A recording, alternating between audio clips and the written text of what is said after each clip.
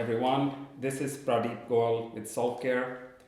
I want to wish you all, and I hope that all of you are doing healthy and staying safe and managing through this period of great crisis. On the Solve.Care team side, we have everyone safe and healthy and fully engaged. Our attendance is in the high 90%, so we are continuing to work at full speed. So I'm very pleased to report that to all of you. We have much to discuss today, and it has been a few weeks since we last talked. So I wanted to share with you our views of where Solve.Care is, where the market is, and where we see the opportunity, where we see the challenges, and what we're really doing about it. So in short, the world has changed all around us. The pandemic has not only defined our world, it has really changed the way we look at the future moving ahead. And I want to cover with all of you how I see this pandemic affecting the business climate, the benefit administration space, and most importantly, the healthcare space, and how Solve.Care is aligning itself with the new reality and the new future that lies ahead. Before we get started, it's not all bad. There are things that need to change, that will change. And some of the change that this pandemic is accelerating is absolutely essential change. And in some ways, what I expected to take 10 years is happening in 10 weeks. There is a lot of risk and in equal measure opportunity for us to do things in a different and a better way as we look ahead. So I'm going to share with you all as to what Solve.Care is doing and plans to do over the next weeks, months, and years to come, and what our strategy is to not only respond to the current pandemic, but to make a world a better place after this pandemic is over. Before we get started, it is important for me to share that this is an information update. This is not an investment solicitation. Our community should be very careful in making any investment decisions or any kind of financial decisions and not rely upon any webinar, this or any other, but to do your homework and make sure you understand exactly what the risks are. Having said that, I will share with you all, as I always do, in as much transparency as possible, the plans of Solve.Care and what our strategy and our product and our roadmap and our marketplace looks like. So without further ado, let's get started, everyone. I think it is very simple to say this, but it is very fundamental and profound, and I think it will take us years to understand how pandemic has and will reshape the business, lives, and healthcare for everyone. We have absolutely come to a point in our evolution as a species, as a humanity, where we will remember this pandemic as a point in time where everything changed, some for the better, some for the worse. But obviously, this being a healthcare crisis, healthcare will come out of this fundamentally modified. And some of this we are already seeing. The simple fact is that going to the doctor right now is a calculation. It is a calculation between risk and reward. Do I take my son to the pediatrician or do I not? Am I going to wait till he gets better or gets worse, or do I expose him to the risk of catching something far more dangerous than the cold or the flu that he is currently suffering from? It is a fundamental calculation that has changed the way we think of healthcare. Healthcare is no longer a refuge. Healthcare is something that is both essential and at the same time something we need to make very conscious decisions of. And that's just not true for the patient. It's also true for the doctors. They have to make choices on how to conduct medicine, how to practice medicine, how to do their business in a world that is completely different than it was 90 days ago. So make no mistake, healthcare is never going to be the same, and this pandemic will change it. Now, the opportunity for all of us, and particularly for Solve.Care, is to do things better, to make things better for everyone, to make the patient more empowered, more enabled, more able to control their decisions, and more engaged in their healthcare. And whether Solve.Care believes it or not, at this point in time, everybody on the planet is asking the question, how will the world look like, and how will I access healthcare of the future? And that's what we really are here to talk about. So let's look at what the change is. The first is that benefits will change. There is a lot of effort put in the last 30 years to centralize systems to make sure benefits are centrally administered. We call them utilization management or disease management or case management. But at the end of the day, benefits were written around me dictating the most efficient model of care as much as I can and you following it. We have seen the limitations of that model more than ever during this pandemic, where everybody is asking the question, the healthcare model is not working and is not sufficient for me to maintain my health and to take care of my family. I need to be able to do more. I need to be able to make better decisions and control the outcome. And we are already seeing that. People are choosing to access healthcare online versus to go to the hospital or to the ER.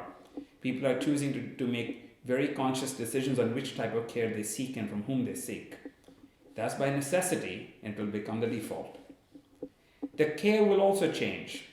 The patient involvement in the healthcare delivery model absolutely will become fundamental. I no longer wish to be and can afford to be, for myself and my family's sake, a passive patient. I need to know my care choices. I need to know my care options. I need to know how am I against the best care models. I need to know what my risks are, and I need to know them before I'm treated. And clearly the payments will change. The centralized payment model system of care and payments is clearly not adequate.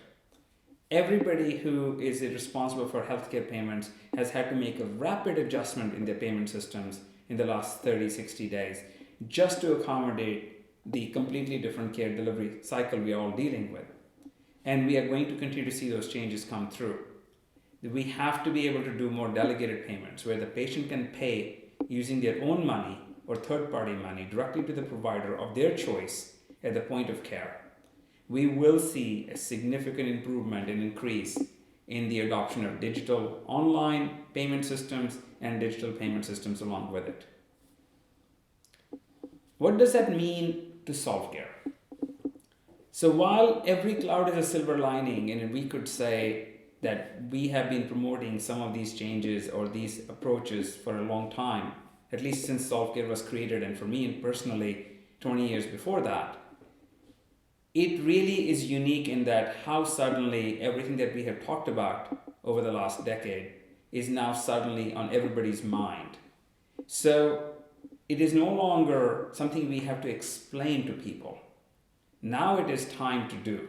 Now it is time to execute the very precise payment systems, care coordination systems, and benefit administration models that we have always talked about and designed in the form of care networks. It is game time. It is time for us to show how care networks can be deployed to the benefit of patients and doctors alike, and to make healthcare accessible and sustainable in a completely different world than we lived in 90 days ago. What does it mean fundamentally? If you can break it down into some of the key pillars of the new care model, it's going to boil down to the following things. The patient choice. Constraining patients to a predefined network is not going to work because predefined networks are by definition constrained and are not adequate to deal with any kind of a large-scale event like we're dealing with COVID-19. But patients need to have more choices. They need to be able to speak to the doctor they need to speak to and not be driven by a predetermined model of care. Patients need to have more control about their information, about their care journeys. They need to understand where they are in the care journey with respect to the best care practices. That's no longer a luxury, it's a necessity. Even if you don't care for yourself, your kids, your parents, and their health and their life demands that you make those choices carefully and you take control over what you must. Appointments, waiting 3 to 6 weeks, 8 weeks, 12 weeks to get an appointment or to get a referral will not work. We need immediate accessibility, but we also need accessibility of the people we want to be treated by. And we need to be able to pay them immediately. The deferred payment systems simply don't work or will not work in the new model of care. And I need to have control over and the ability to share my records. Cannot rely upon 16 EMRs to hold my data for me and pray that one day they'll all connect and interoperate. and I have to have my family be part of this healthcare delivery.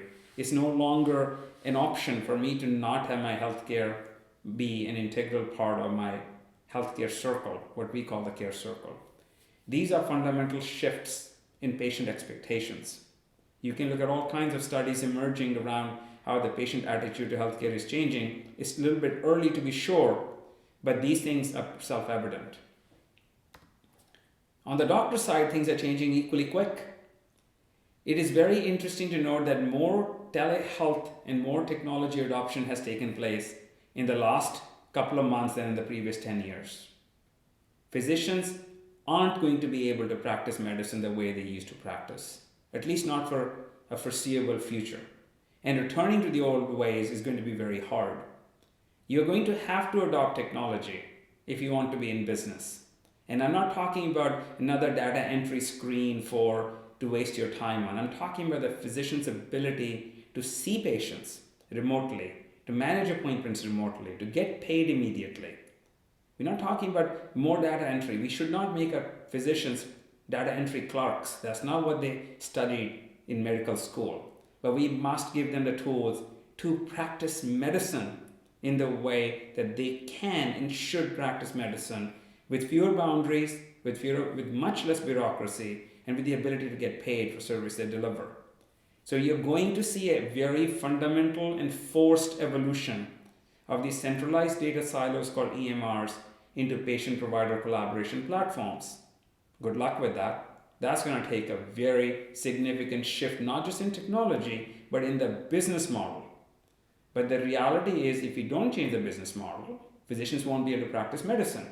And you and I and our kids deserve to have a clinical system that works. Our physicians need our support, and they're going to demand it, and we have to deliver it to them.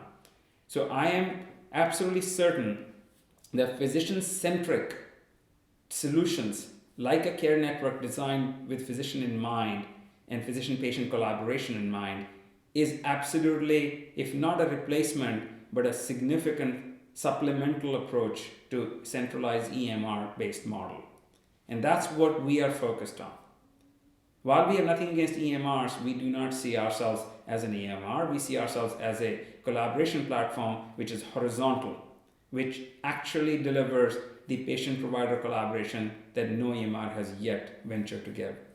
So I'm very pleased to see that the physician mindset, by necessity, but also by desire, is moving towards make it easier for me to practice telemedicine in the new world. And that's where we need to be positioned. Now, what does that mean to Solve.Care? So one of the greatest innovations of Solve.Care was always that one care wallet can let me choose whichever care network I want to join. And no matter which network I am in, I can use the same token to pay for services across all networks. So the idea of the care wallet is that it's my application, lifelong, but I choose the networks I want to join. Whether it's a sponsored network by my insurance company or my employer, where I can check my plan benefits or check my eligibility or make claims or send payments, or it is a consumer network which is around my disease, my diabetes, or my ability to do teleconsultation, or to manage my prescriptions and medications, or to just do better self-care, sleep, stress, smoking, weight management. I choose what I want to join. And if I don't like a network, I leave it. But if I need a network again, I rejoin it. This power of choice doesn't exist on the planet anywhere, especially with the power of Care Wallet as we have designed it. There is no such option today. Everybody can give you an app to download and tell you that this app will give you eligibility or this app will let you manage your weight, but nothing connects together in my hands and nothing gives me a choice to actually connect my eligibility system to my telehealth system. You can't do that without becoming a health IT integrator. Nobody does that. In fact, even those health IT integration companies can make that work. But the power of networks accessible through the wallet is that wallet becomes and is the framework of collaboration. So this is something that is revolutionary in what it does for the patient. Now, we have talked about this many times, but I want you to get a better view of the new version of the Care Wallet. So a lot of you have looked at Care Wallet from a very user perspective, but let me share with you what Care Wallet really is. What Care Wallet is a portal or a gateway into various care networks from which it receives content and cards that allow me to do what I want to do. But it also lets me create care circles with my family and friends. And it allows me to access marketplaces where third parties have published information and other things that I need. And with my consent, I can download the right information and the right cards. And I can make payments to any of the networks using the Solve token. And I can connect my wallet to devices that I personally have in terms of monitoring my healthcare. So Care Wallet as a personal healthcare management system then is massively supplemented by which network I join, be it a physician appointment network or a teleconsultation network or a transportation network or a prescription and medications network or a home care, long-term care network. It doesn't matter. I join the network I want. And when I don't need a network, I leave it. But my wallet retains information and allows me to continue to manage my healthcare in perpetuity. That independence, that sovereignty, that ability to be myself is not, again, there is no model of healthcare today that does what care networks and Care Wallet can do. So we are absolutely certain that the new world in front of us gives us the opportunity to launch the right care networks in the right countries, and I'll come to that in a minute, and really deliver care the way people now expect and need it to be. So what does that mean for the company? So in light of the COVID-19 refocusing, we have focused our energy on the 4 key network types that make sense. The first is COVID-19 testing related and risk management related networks. So the COVID-19 network that we are currently working on focuses on giving people the tools immediately in the Care Wallet to manage the risk around COVID-19, knowing how to test and what the test results mean, and to make sure that they are able to manage the risks, not just of the one-time infection, but how do you get back to work and how do you keep yourself safe, and what does all this evolving testing models actually mean to you.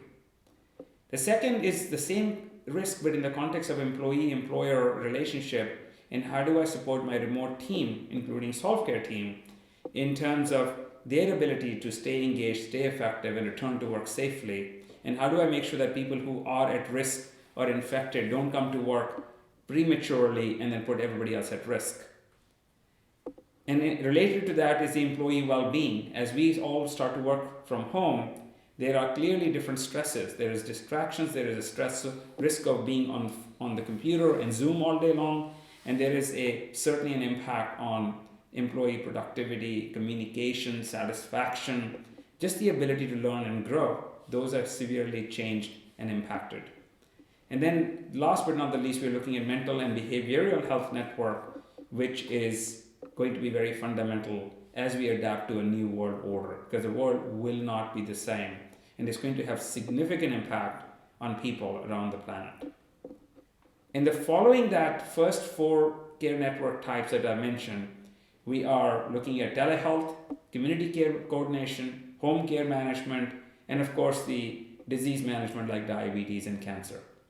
Because those diseases also will not go away. Just because we have COVID-19 doesn't mean that all other diseases from the planet have disappeared. They will remain very prevalent and they will need even more care. But now we have to be even more cautious that we don't intermingle diseases and create amplified risk for the patient who's already vulnerable by bringing them into a highly risk infection-oriented environment. So there are clearly going to be a different model of disease management that we all have to think about. So this notion of a care circle and care network around me, my care network being my entire ecosystem of clinical care and care circle being my immediate loved ones, creates these concentric circles of care that, again, have no parallel in the market today. Let me give you a little sneak preview of our COVID-19 care network, where the employee or an individual can enter certain key questions in the form of a "how are you feeling today" card coming from their friends or their family or their physician or their employer, and measure their risk levels, and then move towards more formal testing and or formal clinical care coordination and intervention. And the goal is to keep them out of risk zone by not having them go to expose themselves to unnecessary risk, but also for them to know when it is time for clinical intervention and when it's time for them to isolate or quarantine themselves. We are currently in discussions with the actual testing kit manufacturers for the employee and the individual to be able to access those kits. And clearly there's a shortage worldwide, and making those kits accessible through the wallet is something that we are working on. And similarly, we are launching the web wallet version of the Care Wallet, which allows the employer or the group administrator to keep a closer eye on who is at risk and what they can do. All of this goes back to the fundamental thing that we need to enable Solve as the payment currency of all networks, whether I'm in the COVID-19 network or whether I'm in the diabetes care network. We are currently enabling the Care Wallet for 6 different Solve transactions. The first is direct buying of Solve in the Care Wallet. The second is the payment of every care network service in Solve token. Third is the ability for me to send or deposit tokens as a sponsor to my participants of the care network. The fourth is cost sharing of services by the care circle. So I can support my mom's transportation and she can support my medication buying and so on. The ability to earn tokens by network service providers, and the ability to issue rewards in the form of Solve tokens to the Care Wallet holders. The combined effect of these 6 transaction types is that there is nothing that the Care Wallet, there's nothing that the Care Network needs that the Care Wallet and a Solve token cannot deliver in terms of real-time peer-to-peer payments. Now, let me talk to you about the focus of the company. First thing I want to share with you is that this is data from the OECD. OECD is the organization that compiles globally tremendous amounts of information about healthcare spending and expenditures, and you should, if you're interested in healthcare, definitely keep an eye on their database. Where are we focused is what I want to bring your attention to. So there are, OECD has published recently 189 countries' healthcare data, and I am focused on these 30 countries where we see care networks being launched and being relevant. Column 1 is the population of the country. Column 2 is the 2015 annual cost per citizen in terms of US dollars. So Switzerland was the highest cost per citizen in 2015, although in 2020 that number is clearly belongs to the United States of America, which was back in 15 number 2. $9,818 per citizen in Switzerland and $9,536 per citizen in US was spent in 2015. And as you see, it's sorted down by the top 30 countries. Portugal, still in the top 30, was $1,722. We believe fundamentally that the current healthcare crisis has shifted the attention from centralized care to digital telehealth coordinated care model. And we are predicting that 10% of the spending in these top 30 countries will inevitably move towards digital telehealth, meaning coordination, teleconsultation, teleprescription, telemonitoring, and so on. And our view is that Solve.Care and the Care Wallet is precisely the platform to deliver digital and telehealth to the masses. If we agree with the 10% of the annual cost per patient will move towards telehealth, and I think that's far too conservative. My personal prediction is it'll be higher than that, significantly higher. But let's go with the conservative view that 10% of the shift annually will move to digital care.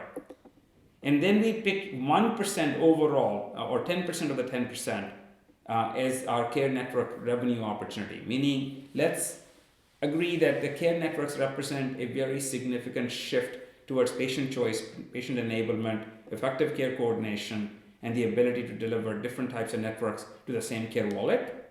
So I can choose the network I want to join. And let's assume that we are only able to penetrate that in that market about 10% of the shift towards digital.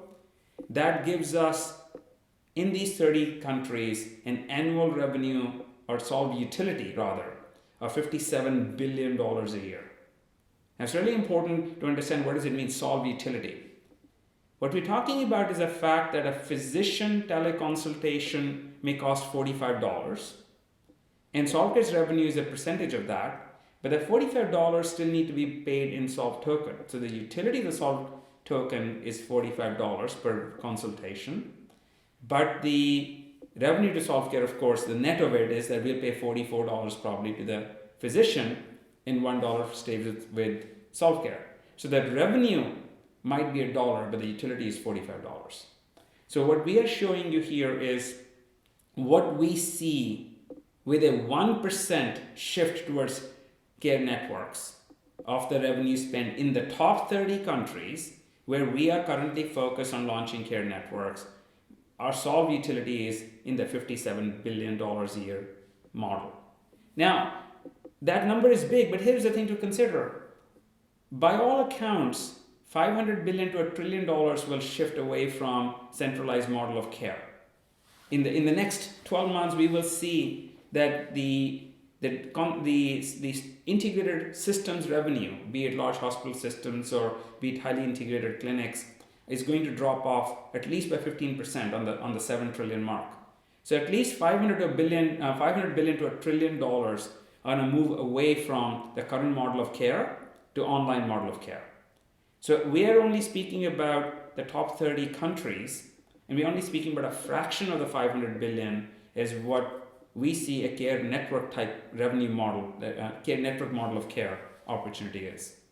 Now, Solve.Care is one of the leaders in this space, so we hope to do more than 1%, and we'll work hard to do so. But that's the opportunity, and we don't need to pursue 50 or 100 countries. The top 30 countries where there is clearly a demand and a desire to provide a better model of more efficient model of online care, Solve.Care becomes a very, very compelling play. And that's what I'm sharing with my board, that this is my revenue plan, or this is my revenue opportunity, and we need to work to make sure that we have clearly defined care networks that are relevant to each of these countries, be it global or be it regional, that allow us to tap into this shift. So that's our plan. This is that's driving our decisions. And in light of that, we are looking at very clear partnerships of two kinds. One is care network partnerships, meaning partners who will help us launch care networks in these parts of the world, and partners who will help us make Solve more accessible and more valuable as a token in terms of both availability and wallets and the transferability and exchangeability and so on. So those two type of partnerships is where our focus has shifted to. We are less focused on the technology play, and we are more focused on the network and Solve partnership play, because that gives us the fastest way to move the care networks into the hands of the average consumer, you and I. So in a nutshell, Solve.Care platform was originally and always designed to make healthcare better. But the world around has changed very, very quickly. And we are far more relevant than we were 3 months ago. And I must admit that the amount of change we are seeing in healthcare, I thought we would see the end of this decade, not right at the beginning of this decade. And that gives us a tremendous new opportunity, but also puts us under a lot of pressure to do something because people need us to do something. So the Solve.Care team is working literally day and night to get these networks into the market, because these are not sponsored networks. These are open networks that are accessible to people regardless of where they live and whether they have insurance or employment or not. And we are absolutely certain that care networks are the model of healthcare that we will need during and post-pandemic. And therefore, our big ask from all of you today is that you need to the degree you have an interest in bringing a care network to your region, or testing care journeys, or building care journeys, or testing the care wallet, I want you to be actively engaged in the Solve.Care community and speak to us, because we need as many hands as we can get to get these care networks launched in as many regions as we can. Now, I know that there is some time for us to do Q&A, so I'm going to ask my team if they have received any questions, and I'm going to switch over to the video portion so you can all see me, and let's get to the Q&A part.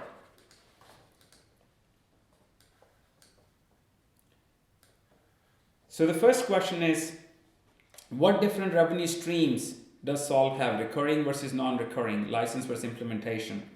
So we have both. So our non-recurring revenue comes from designing and launching new care networks. And sometimes we sponsor them ourselves, and sometimes a third party sponsor them. Whoever the sponsor of the network is pays for the network design and launch. The recurring revenue comes from network operations. So as many network participants as there are, that's the revenue we receive. So every participant in every network represents recurring revenue for us, and it's a monthly. The next question we have is, can you give more details about integration plans with Epic and Cerner? So we are launching our integration kit for the Solve.Care platform, which allows third parties to build integration points with our system, both Epic and Cerner and McKesson and Athena and anybody else really for that matter.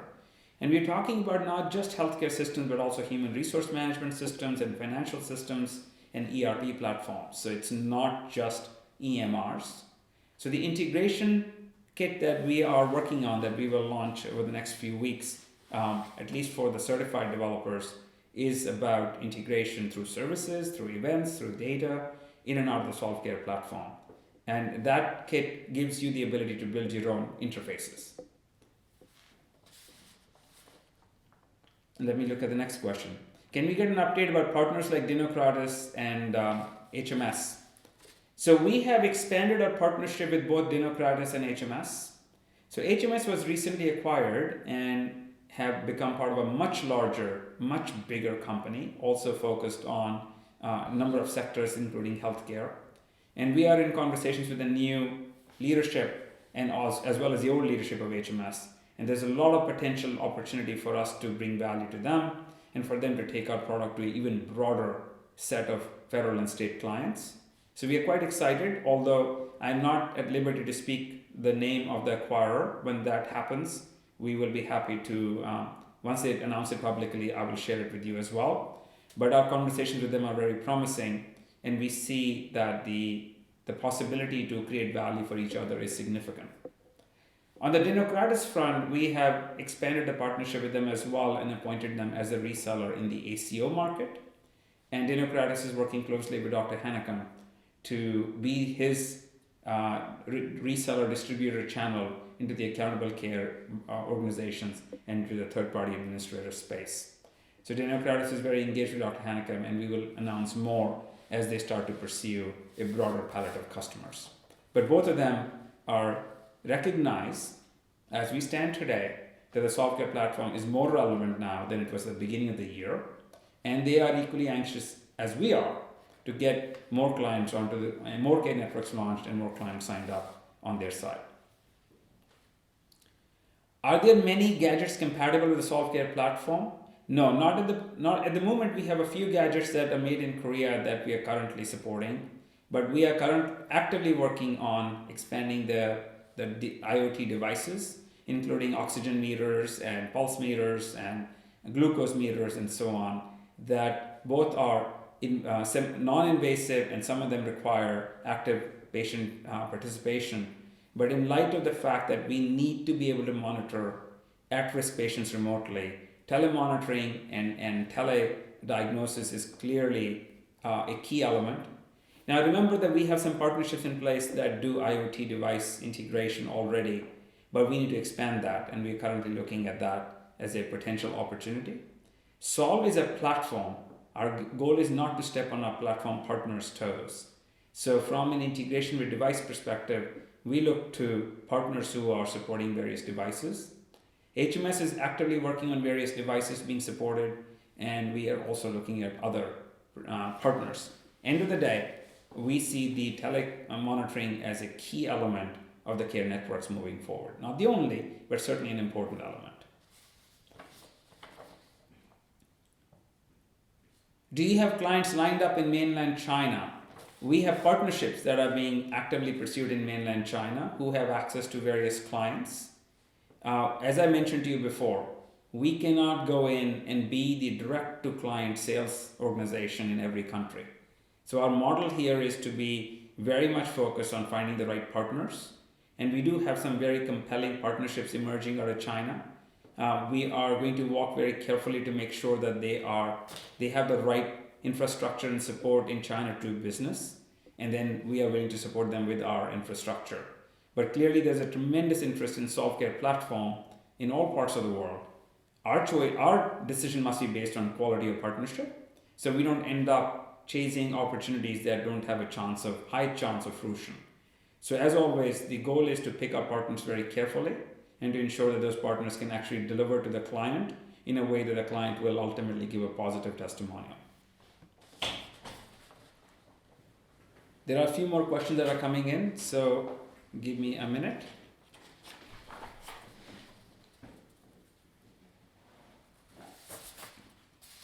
The next question I have is, with the rapid growth of Solve, is Solve still break even or cash flow neutral? Well, in light of the current economic situation, we are not going to be break even for another, it's hard for me to say whether the break even point will be achieved this year or not.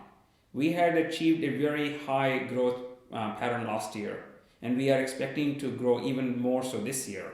But there's also going to be considerable investment being made in the Solve.Care care networks.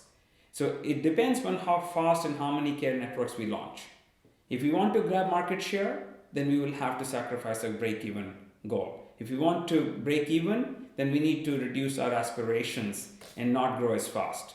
And in my view and my board's view, we are going to find a happy medium where we are willing to defer the break-even point in return for market share. And market share right now is in the form of more care networks that are direct to consumer. I will give you a better update on that as things settle down, as we have better clarity on the revenue model for this year. Our original projection was 300% growth over last year. We can do better, but it's going to require significant upfront investment. So that's a decision we are still grappling with, and I will let you know when we have made that call. Okay, let me switch back to a few more things. There is another question here. Can we add testimonials on our website from clients as well as patients who benefit from Solve.Care? Yes. We will most certainly be looking to add real-time feedback from clients and from consumers. It becomes even more relevant as we open up the non-sponsored open networks, where we need feedback from people who are not affiliated with an insurance company or with any kind of a clinical or insurance or employer sponsor model. In that model, we clearly need to be able to measure the Net Promoter Score at the individual level. So the NPS of our different care wallet holders is a factor that we plan to track as we move forward. Okay, let me jump back to a couple of other things that I want to say, and then we'll wrap up. In terms of what we need to do, Solve.Care as a company and you all as community members, is very simple. We need to make sure that we have identified the most relevant care network in each market that allows us to deliver the greatest value to the consumer. Our sponsored care model will continue. There is no issues with that. We will continue to have clients sponsor different care networks, and we see a demand growing in that space. But clearly the need of today is to open the wallet to the consumer. And my number one goal right now is to open up the care wallet to non-sponsored open care networks, which means that a mother in sub-Saharan Africa who has no affiliation with an insurer, with an employer, and the government agencies don't have much to offer, are able to access the care wallet and buy the services she needs and that she can afford. And to make sure that she can do so using Solve token as a currency of payment, as well as be able to get the Solve token when she needs it. So this is really the objective, because if we don't make the care wallet accessible to everyone, no matter how great our care networks are, no matter how valuable they are, they're not going to deliver the value to humanity that we need to. We are very clear about that. So the objective here is to invest heavily in the care wallet's readiness and availability and the Solve token's readiness and availability worldwide. And you will see us make moves in both those directions.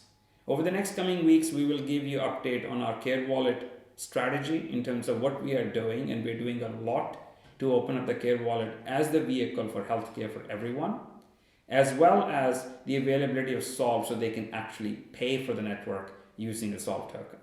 And that is where all the team and all my energy is invested, because the business sponsored care networks are definitely going to be around, and they're going to continue to grow, and they'll continue to be relevant. But today, the need of the day for people in various parts of the world is more unhampered, open access to healthcare, and for them to do so not just for the next 2-3 months, because this COVID-19 will not leave us, and with the impact will not be just 90 days and we go back to normal. But this will change the way we experience healthcare, and we need to be ready for it, and we are. So you have an opportunity to join us in testing the consumer care wallet, in building new care journeys, and in spreading the word, which means that we want you actively engaged, because this isn't anymore about insurance company or employer. This is about you and I and our ability to take care of our kids and our family. And that's really where we need to be focused, and that's where we are. So stay tuned, stay connected with us as we move rapidly from the sponsored model to the open care network model, and we make Care Wallet and Solve Token the currency and the wallet for healthcare everywhere on this planet.